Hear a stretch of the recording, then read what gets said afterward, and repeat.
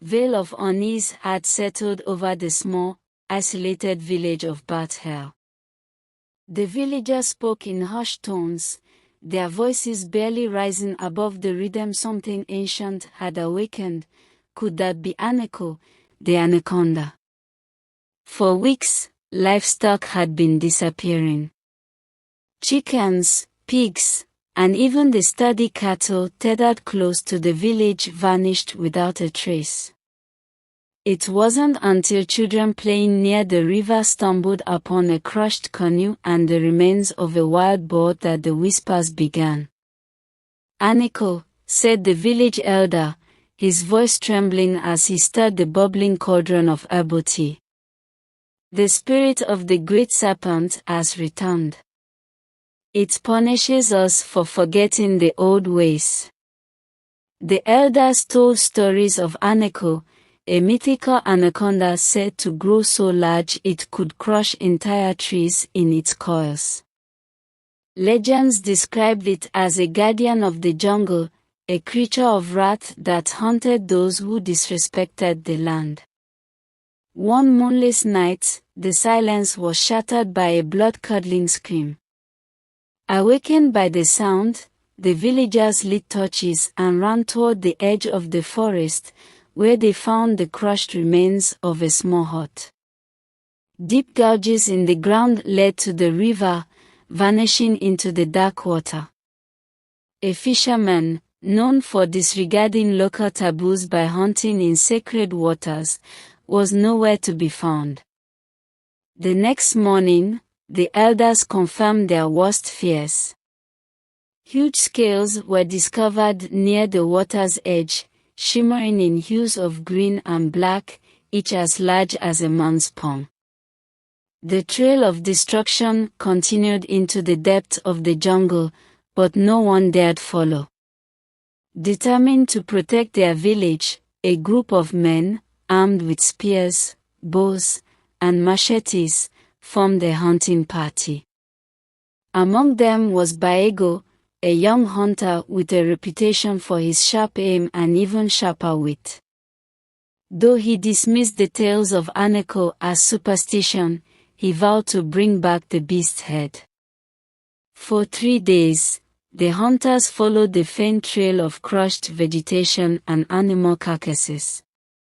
As they ventured deeper into the jungle, the air grew heavier, and an eerie quiet blanketed the forest. The jungle, usually alive with the chatter of birds and monkeys, seemed to hold its breath. On the 4th night, as they camped near a riverbank, the men heard a low, resonating hiss. It was unlike anything they had ever heard, deep, guttural, and filled with menace. Before they could react, the ground beneath them shifted. The great serpent had been watching. The hunters scrambled as Anaco erupted from the underbrush, its immense body gleaming in the firelight. The anaconda's eyes glowed with an unnatural intelligence, and its mouth gaped wide, revealing rows of dagger-like teeth. It struck with terrifying speed, coiling around one of the men and crushing him before anyone could move. Panic erupted. Baego, clutching his spear, held it at the beast's head, but the weapon bounced off its thick scales. Arrows and blades were useless against its armored body. One by one, the hunters fell, their screams swallowed by the jungle.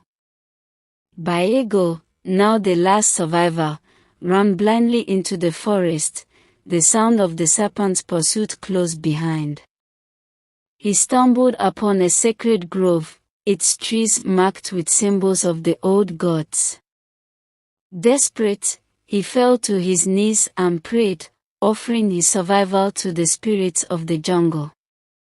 The serpent emerged, its massive body blocking the moonlight. Baego, clutching a ceremonial dagger he had found among the offerings, faced the beast. As the serpent lunged, he plunged the blade into its open mouth. The anaconda recoiled, its hissing cry reverberating through the grove. The jungle seemed to come alive. The trees swayed, their roots shifting, and vines lashed out as if possessed. The serpent thrashed, entangled by the forest itself. Baego watched in awe as the jungle reclaimed its guardian, pulling the creature into the earth. Baego stumbled back to Bat Hill, his body bruised and his mind haunted. He recounted the events to the villagers, who listened in stunned silence. The elders declared the jungle's wrath appeased and urged the villagers to honor the ancient traditions.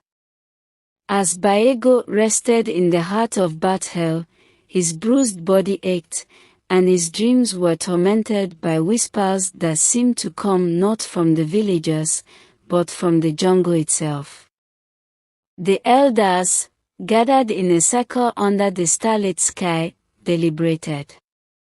"The guardian is not gone," one murmured. "The jungle has reclaimed it, but its wrath was not quenched." Over the following days, strange occurrences began to plague Bat Hill. Birds that once filled the air with their songs grew silent.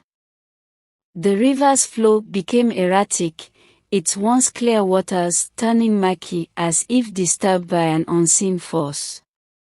The villagers whispered of a curse, passed down for trespassing into sacred lands.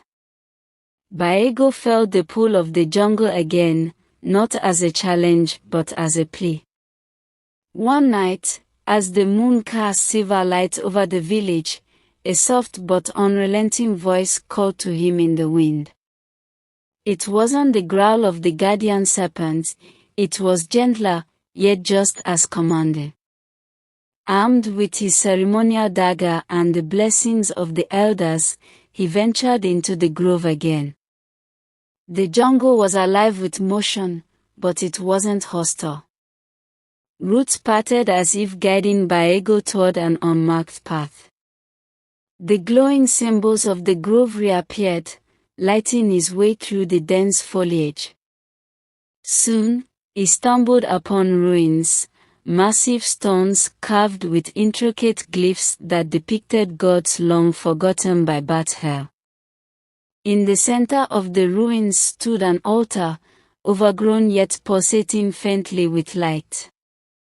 On it rested a relic, an orb encased in the roots of the jungle itself, glowing with a soft green hue. The whispers grew louder as Baego approached, and the orb seemed to react to his presence.